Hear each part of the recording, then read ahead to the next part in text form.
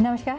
Budget કવરેજમાં આપનું સ્વાગત છે. બજેટ 2026ની આજે સવારે રજૂઆત થતાં જોઈ અને કઈ રીતનું બજેટ રહ્યું છે એ વાતચીત કરવા માટે મારી સાથે જોડાયા છે ASK હેલ્થ સોલ્યુશન્સના CEO વૈભવ સંઘવી.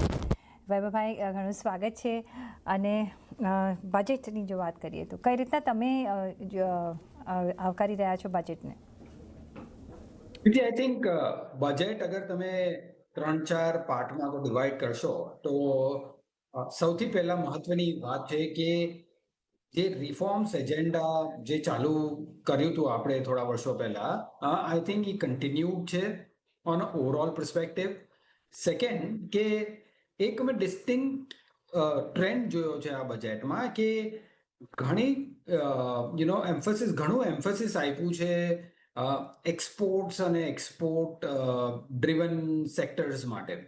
તમે રાઈટ ફ્રોમ મેન્યુફેક્ચરિંગ સેક્ટરને કઈ રીતે તમે સપોર્ટ કરો છો, SMEsને કઈ રીતે સપોર્ટ કરો છો, સાથે સાથે તમારું PLI સ્કીમ્સમાં એલોકેશનની વાત અગર કરીએ, ઇલેક્ટ્રોનિક કોમ્પોનન્ટ્સ મેન્યુફેક્ચરિંગની વાત કરીએ, તો હરેક ચીજમાં including last but not least data centers અને IT સર્વિસીસની વાત કરીએ તો ઓવરઓલ બેઝિસ પર લાગે છે કે એક ફોકસ રહ્યું છે from a export perspective. One કે ઇમ્પોર્ટ સબસ્ટિટ્યુશન અને second exports. So I think ઈ હિસાબથી I think the policy continues in terms of the consistency. Thirdly I think fiscal deficit જે આપણે બધા બહુ ક્લોઝલી વોચ કરતા હોઈએ છીએ, તો આઈ થિંક એ પણ pretty much within the expected lines રહ્યું છે. લાસ્ટલી જે આપણે ટેક્સના એઝમ્પશન્સ જોઈએ તો ટેક્સના એઝમ્પશન્સ પણ રીઝનેબલ લાગી રહ્યા છે.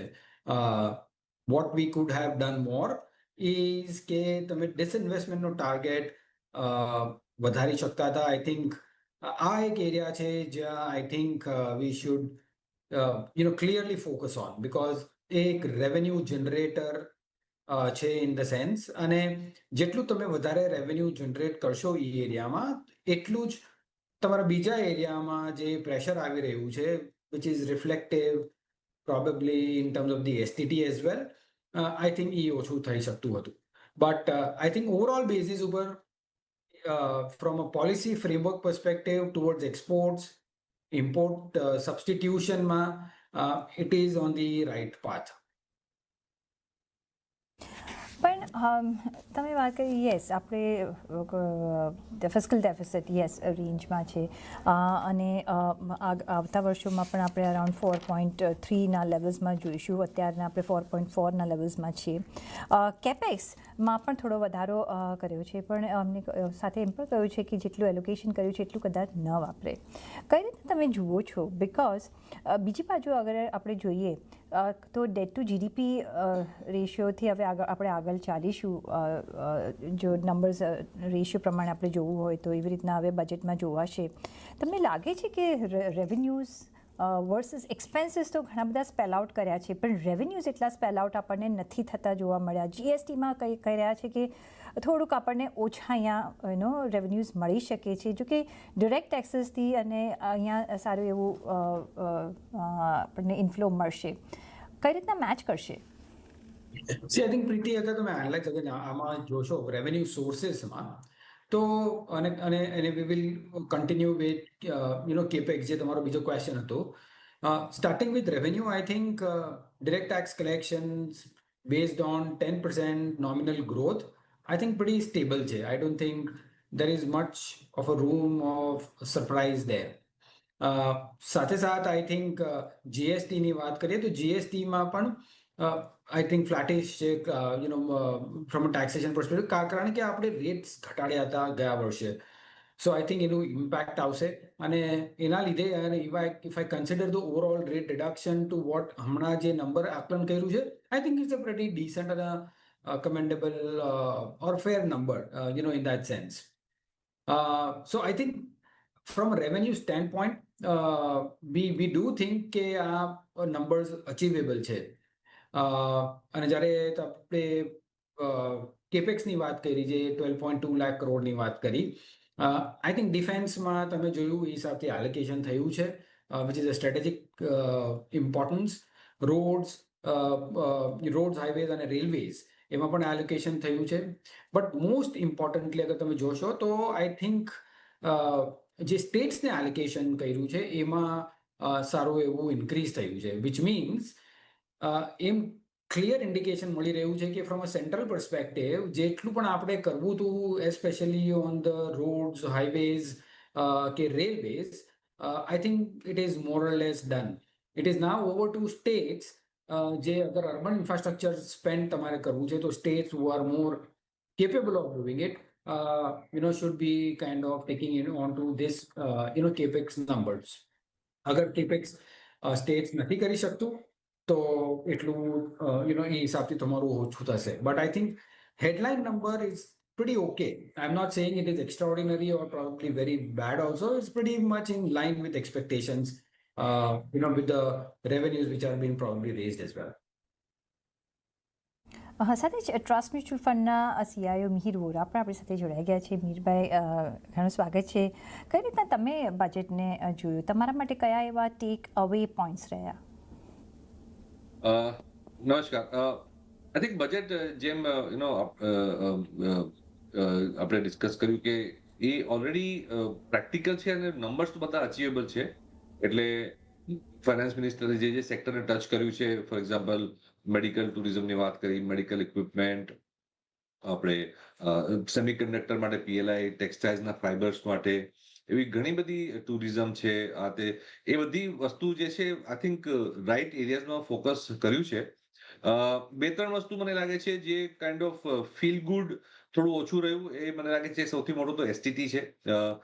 એના રેવન્યુ ઇમ્પ્લિકેશન્સ ઓછા છે પણ સેન્ટિમેન્ટલ ઇમ્પ્લિકેશન્સ વધારે છે.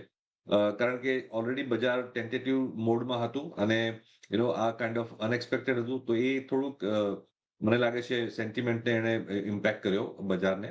અને બીજું એ છે કે આજે આપણે નેટ બોરોઇંગની વાત કરીએ 17 લાખ કરોડની, તે ધારા કરતા થોડુંક વધારે હતું. તો તેને લીધે મને લાગે છે કાલે બોન્ડ માર્કેટમાં થોડો એનો ઇમ્પેક્ટ આવી શકે છે. પણ એવું કંઈ અર્થ શેટરિંગ એવા કોઈ સ્ટેપ્સ નથી કે જેનાથી આપણે બહુ ચિંતાની જરૂર છે.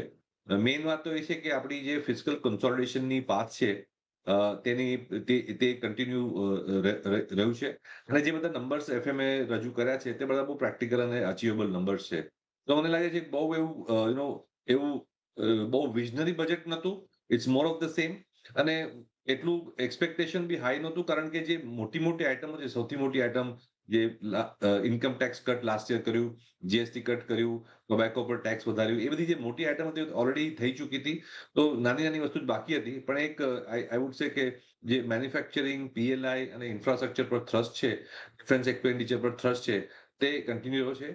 એક બે વસ્તુ માઇનર, આપણે જેમ કીધું એસટીટી અને જે બોન્ડ માર્કેટનું બોરોઈંગ છે, તેની માટે થોડુંક સેન્ટિમેન્ટને શોર્ટ ટર્મમાં ઇમ્પેક્ટ કરી શકે છે. પણ વૈભવભાઈ, આ વખતે આપણે જોઈએ તો આ વર્ષે આપણું 5.5 લાખ કરોડનું પેમેન્ટ પણ છે. હવે ચલો એમાંથી તમે સપોઝ ડિવિડન્ડ જુઓ આરબીઆઈનું તો 3.16 લાખ કરોડ પર છે. કઈ રીતના મીટ કરી શકશે? બિકોઝ આપણે જો જોઈએ તો નોમિનલ જીડીપી મે બી 10% રહેવાનું અનુમાન છે. એટલે માનીને ચાલીએ કે જે ઇન્ફ્લેશન જે એમને ટેકન કર્યું છે અરાઉન્ડ 2.9-3%નું છે. તો જીડીપી, નોમિનલ જીડીપી 10% છે. એટલે આપણે જો રિયલ જીડીપી જોઈએ તો એનાથી ઓછું આવશે. આ બધા ફિગર્સ મેચ થઈ શકશે તમને લાગે છે આગળ જતા? See, I think Preeti, from numbers perspective, મને લાગે છે કે આ conservative numbers છે in terms of forecast, especially both on the GDP and the nominal growth in that sense. So, to be very honest and candid, I don't think there is much of a problem, from those number standpoints, unless કે તમારું, global economy માં, મોટું problem આવે, એના લીધે આપણને પણ problem આવે તો અલગ વાત છે, which currently we cannot expect and put it in those kind of numbers. So I think the authenticity of the numbers, the credibility of the numbers, I think is pretty decent. And not only this, I think it is a fact કે તમે ઘણા વર્ષોથી તમે અગર budget જોશો તો I think one credibility I can give from, at least from this government standpoint, is કે જે લોકોએ કહ્યું છે એ લોકોએ નંબર્સ અચીવ કર્યા છે. સો વધારે આને હું માઇક્રોસ્કોપથી જોઉં, આઈ think it will be just trying to find out for the sake of finding out something. So my sense is basically credibility of the number stays. Estimates are conservative. I think there can be some element of positive surprise. But as I mentioned, I think one thing which I would have loved to see is basically government steps in terms of attracting capital flows from foreign investors. Now, which is something which, I guess I wanted to see, but probably there may be some other plans. પણ મિહિરભાઈ જેમ just taking this point forward જે એફઆઈઆઈઝ કે એફપીઆઈઝ કઈ રીતના attract થશે because એફઆઈઆઈઝ આપણે ચલો એમાં ઇન્ક્રીઝિવલી આપણે એસટીટી હવે લગાડી દીધો છે શું એ તમને લાગે છે કે રિડ્યુસ એફએનઓ એક્ટિવિટીમાં એક રિડક્શન થશે મે બી એ એક એમ રહ્યો છે કે સ્પેક્યુલેશન અહીંયા ના થાય કારણ કે એ લોકો ડેરિવેટિવ માર્કેટમાં ઘણા બધા હતા સાથે શું ફોરેન ઇન્વેસ્ટમેન્ટ પર આ ઇમ્પેક્ટ આવતી તમે જોશો કે પછી ઇવેન્ચ્યુઅલી માર્કેટમાં ઇનફ્લો કઈ રીતના રહી શકે છે બિકોઝ એની વિચ વેઝ એફઆઈઆઈઝ હમણાં વેરી ઇનએક્ટિવ રહ્યા છે last 1 યરથી. No, agreed. Sorry, for Mihir ji? Yes, but you can also take it, no problem. No, let Mihir answer and I'll... Okay. Okay, Mihirભાઈ. So, first of all, મને નથી લાગતું કે આ speculation ઘટાડવા માટે step લીધો છે. આ સ્ટેપ મને લાગે છે એસટીટીમાં જે ઘટાડો થયો છે ટર્નઓવરને લીધે તેને કમ્પેન્સેટ કરવા માટે છે પણ માર્કેટની રિયાલિટી એ છે કે જો તમે ટ્રેડિંગને એક્સપેન્સિવ કરશો તો વોલ્યુમ એની મેતે જ ઘટશે તો તમને લાગે કે 2 ના 5 કરવાથી 150% ટેક્સ કલેક્શન વધશે એ mathematics doesn't necessarily work like that તો એના માટે માર્કેટને આ એક નીજર્ક રિએક્શન નેગેટિવ લાગ્યું સેન્ટિમેન્ટ વાઇઝ કારણ કે market doesn't work linearly that is one અને second is I don't think that will impact FII that much કારણ કે એફઆઈઆઈ નું જે એફએનઓમાં પોઝિશન હોય છે ઘણા ઓપ્શન્સમાં બી ઘણું બધું કામ કરે છે લોકો તો એનાથી એફઆઈઆઈ ને બહુ ઇમ્પેક્ટ ના પડવો જોઈએ પણ ઇન જનરલ જે માઇન્ડસેટ છે કે આપણે સ્ટોક માર્કેટમાં ટર્નઓવરને આપણે અને કેપિટલ ગેઇન્સને ટેક્સ કરીએ તે પ્રોગ્રેસિવલી વધતું ગયું છે અને આપણે 10-12 વર્ષ પહેલા we started with only એલટીસીજી zero એલટીસીજી and introduction of STT with the hope કે ખાલી એસટીટી જ રહેશે પણ ધીમે ધીમે એલટીસીજી બી આવ્યો પછી એલટીસી બી વધ્યો એસટીટી બી વધ્યો અને એસટીટી વધારે એક્સ્ટ્રા વધ્યો તો આઈ થિંક આ જે માઇન્ડસેટ છે કે આપણે માર્કેટને ટેક્સ કરતા રહીશું અને માર્કેટ ચાલતી રહેશે that is what is worrying the market I would say તો આનો એફઆઈ પર ડાયરેક્ટ કોઈ ઇમ્પેક્ટ નથી પણ definitely it does not help in the overall investment environment. બીજું જે આપણે જોયું કે ડેટા સેન્ટર્સ પર વૈભવભાઈ ખાસું એવું ભાર આપવામાં આવ્યું છે અને આ એક આપણે જ્યારે ઇકોનોમિક સર્વે આવ્યો એમાં પણ આપણે જોયું હતું અને વી વર એક્સપેક્ટિંગ સમથિંગ અબાઉટ ઇટ અને અહીંયા ટેક્સ હોલિડે છે જે પણ લોકો અહીંયા ઇન્ડિયન એન્વાયરમેન્ટમાં સેટઅપ કરશે કઈ રીતના તમે જુઓ છો ડેટા સેન્ટર પર સે અને હવે શું એક ક્લેરિટી મળી રહી છે કે ઓકે નાવ તમે અહીંયા કામકાજ કરી શકો છો અને બીજી બાજુ જ્યારે ડેટા સેન્ટરની વાત કરીએ છીએ તો પછી પાવર અને વોટર એનું પણ આપણે એક વિચારવું પડશે ઓવર ધ યર્સ કારણ કે પોપ્યુલેશન આપણું ઘણું છે એટલું આપણને અહીંયા અછત છે વોટર અને પાવર મે બી નોટ પડે વોટરની તો અછત છે કઈ રીતના એ મીટ થશે. આઈ થિંક પ્રીતિ ડેટા સેન્ટરનું જે સ્ટેપ લીધું છે it's a perfectly right step in the direction from a longer term perspective.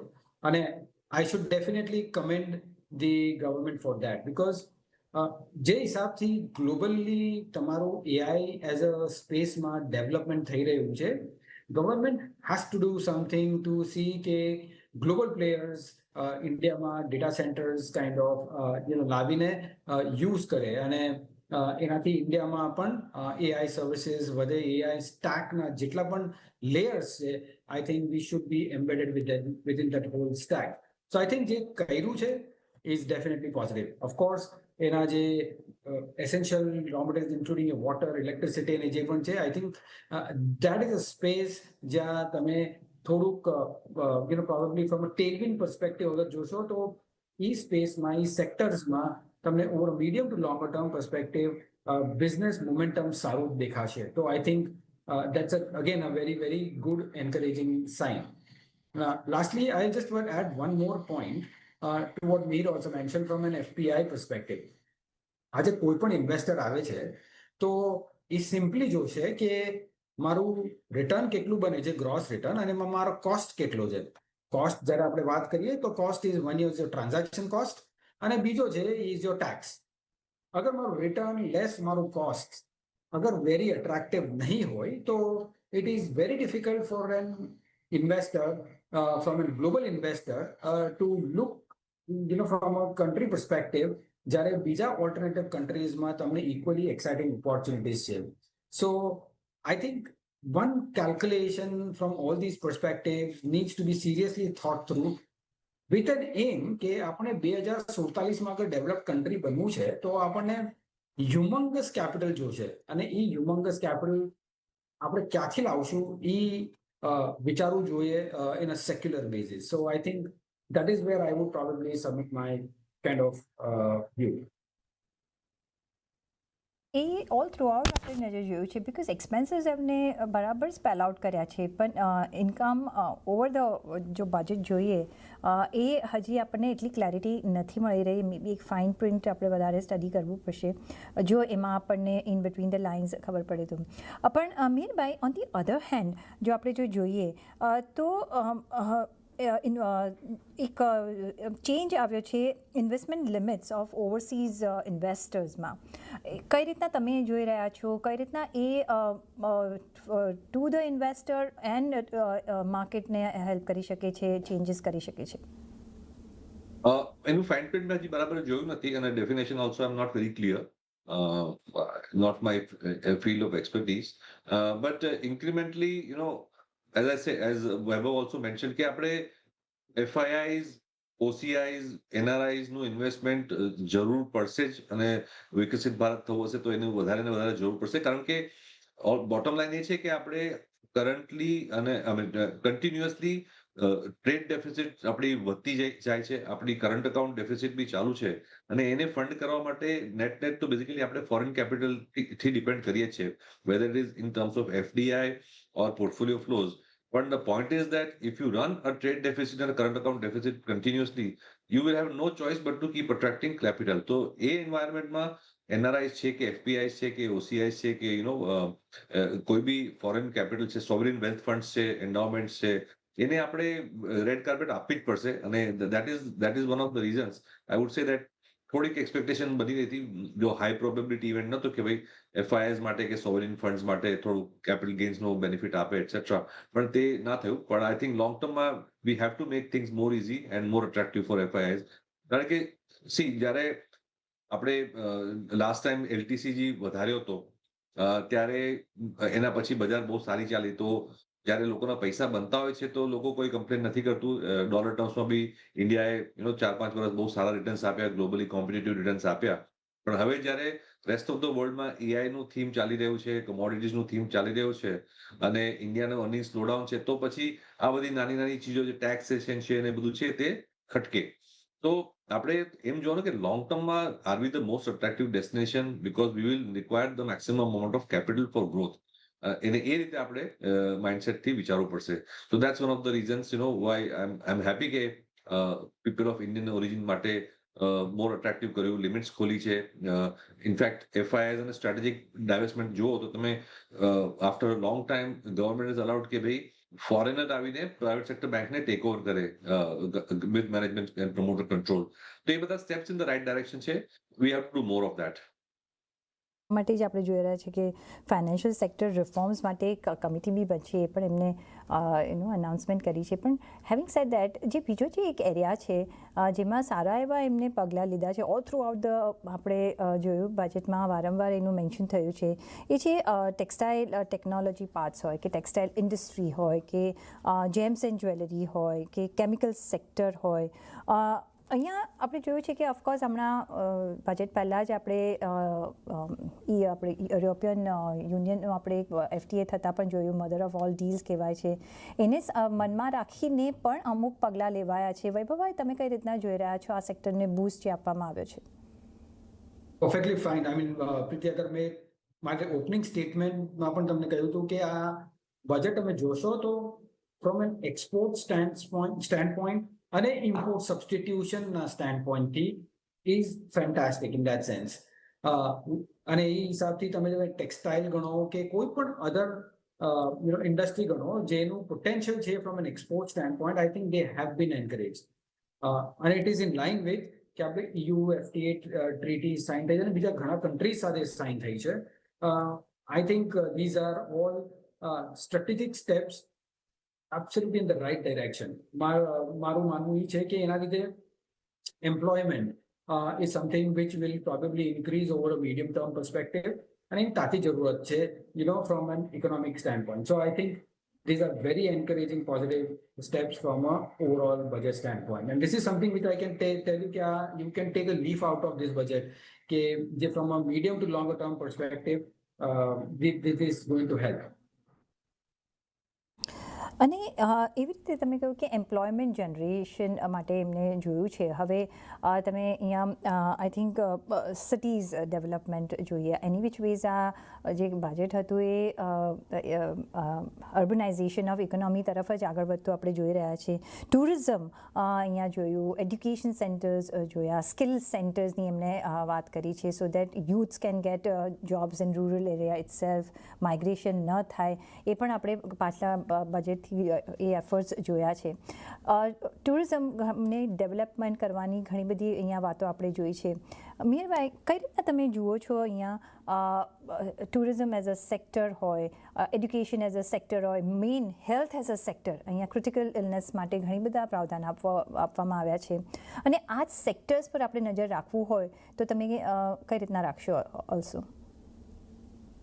તો ટુરિઝમ માટે તો જે અનાઉન્સમેન્ટ કરી, પણ મોર ઇમ્પોર્ટન્ટલી બે મેડિકલમાં એ લોકો ખાસ કરીને બહુ સારી અનાઉન્સમેન્ટ કરી ટુ એન્કરેજ મેડિકલ ટુરિઝમ. એની માટે બી સ્પેશિયલ પ્રોવિઝન કર્યું છે, અને પ્લસ મેડિકલ ઇક્વિપમેન્ટ મેન્યુફેક્ચરિંગ માટે બી સારું એવું ઇન્સેન્ટિવ અનાઉન્સ કર્યું ફાઇનાન્સ મિનિસ્ટરે. આઈ થિંક ટુરિઝમ અને health tourism can be very very big potential for us, અને મેક્સિમમ ફોરેન એક્સચેન્જ રેવન્યુ તેમાંથી અર્ન થઈ શકે છે with the right infrastructure and the right approach. તો આ તો એકદમ સનશાઇન સેક્ટર છે, અને જો ગવર્મેન્ટ તેને સ્ટ્રક્ચર્ડ રીતે અપ્રોચ કરે તો સોફ્ટવેર એક્સપોર્ટ જેટલું છે એટલું ઘણું બધું, આઈ મીન એટલું બધું નહીં, પણ એના કમ્પેરિઝનમાં lot of foreign exchange can be earn. કારણ કે એવું નથી કે આપણે રિચ કન્ટ્રીઝથી પેશન્ટ્સ આવી શકે. The lot of African countries, neighbouring countries જ્યાં ઇન્ફ્રાસ્ટ્રક્ચર નથી, અને મિડલ ઇસ્ટ છે, ત્યાંથી ઓલરેડી ઘણા લોકો આવી રહ્યા છે. તો એનું તો પોટેન્શિયલ મને લાગે છે આપણે 1% બી હજી એક્સપ્લોઇટ કર્યું નથી. જો એને પ્રોફેશનલ રીતે કરશું તો એનું sky is the limit. Yes. સાથે વૈભવભાઈ, ડાયવેસ્ટમેન્ટ, યસ 80,000 કરોડનો એમને એક રોડમેપ આપ્યો છે, પણ સાથે સાથે વી વર એક્સપેક્ટિંગ કે પ્રાઇવેટ કેપેક્સને પણ પુશ કરવા માટે કંઈક આપણે આગળ પગલાં જોઈશું. એ બહુ જોવા નથી મળ્યું. પ્રાઇવેટ પ્લેયર્સ નહીં કામ કરે તો આઈ થિંક ખાલી ગવર્મેન્ટ નહીં પહોંચી વળે આગળ વધતા. કઈ રીતના તમે જોઈ રહ્યા છો? કારણ કે ડાયવેસ્ટમેન્ટનું જે પણ એલોકેશન આપે છે એ પૂરું નથી થતા જોયું આપણે આટલા પાસ કેટલા બજેટ્સથી. Which is exactly, our concern is કે અમને લાગે છે કે ડાયવર્સમેન્ટ એક લો હેંગિંગ ફ્રૂટ છે to raise resources. Of course, the experience is a little colored because of many reasons. ઘણા reasons માટે થોડુંક આપણે એનું સારું પ્રોગ્રેસ જોયું નથી over the last 3 to 4 years. But my sense is કે અગર strategic divestment as a focused area અગર આપણે એને પરસ્યુ કરીએ છીએ તો એમાં રિસોર્સિસ ઘણા એવા આવી શકે છે, which again will lead to spending in the right areas or probably decreasing the overall taxation as well. So I think that definitely needs to be focused in my view. So Preeti, I think I would say much more, I would have wished for much more number, including 80,000 crores no number આપ્યો છે. I think અગર એ 2 લાખ કરોડ કે એનાથી વધારે હોત તો I think it would have been really fantastic, right? અને એના લીધે આ pressure on the STT also would have been little less in that sense. કે બધા જ આર્મ ફોર્સીસની માંગ રહી છે કે દે નીડ ન્યૂ અને મોડર્નાઇઝ ઇક્વિપમેન્ટ્સ, અને જે આપણે ઓપરેશન સિંદૂરમાં જોયું હતું કે yes they have make in ઇન્ડિયાના જ બધા જ ત્યાં આપણે યુઝ કર્યા હતા, અને considering that our neighbours are no more friends, they are more enemies અહીંયા આપણે જોઈએ છે. એટલે અહીંયા આપણે થોડુંક વધારે એલોકેશન થયું હોત તો આપણે અહીંયા ફરક પડ્યો હોત. પણ બીજી બાજુ મિહિરભાઈ, બાયબેક ટેક્સેશન પર એક વાત કરીએ તો અહીંયા ઓફકોર્સ ઇન્ડિવિજ્યુઅલ તમારા ને મારા જેવાને કોઈ અહીંયા ગેઇન છે, પણ promoters will have to pay the tax. તો પછી શું લાગે છે કે promoters will come for buybacks? Promoters to anyway they had to pay the tax earlier. Benefit minority and retail shareholder થયો છે, તો incrementally એવું કઈ નેગેટિવ નથી, as long as the the minority shareholders interest is protected. અને જેનું એ લોકોની જે current situation હતી કે even if they offering buyback the taxation is adverse compared to selling in the market, તે સિચ્યુએશન રિટેલ અને માઇનોરિટી શેરહોલ્ડર્સ માટે easy કરી. તો આઈ થિંક પ્રમોટર્સને એટલો ફરક ના પડવો જોઈએ, પણ ઓવરઓલ માર્કેટ માટે it's a incremental positive. So this budget has been procedural wise જોઈએ તો it's been really positive. Road map એક સારા મળ્યા છે. યસ, એક્સપેન્સીસ સ્પેલ આઉટ કર્યા છે, પણ ઇન્કમના હજી આપણે એક થોડું વધારે ક્લેરિટી જોઈએ છે. થોડા એવા પણ એરિયાઝ છે કે they could have done much better, but હવે will see in fine prints if we can find some positive things. પણ અત્યારના માટે મિહિરભાઈ અને વૈભવભાઈ, ઘણો આભાર તમારો અમારી સાથે આજે જોડાવા બદલ અને આપના વેલ્યુબલ વ્યૂ પોઈન્ટ્સ અમારી સાથે શેર કરવા બદલ. અને સાથે જ મને પણ આપશો રજા. જોડાયેલા રહેજો CNBC વિચાર સાથે. નમસ્કાર.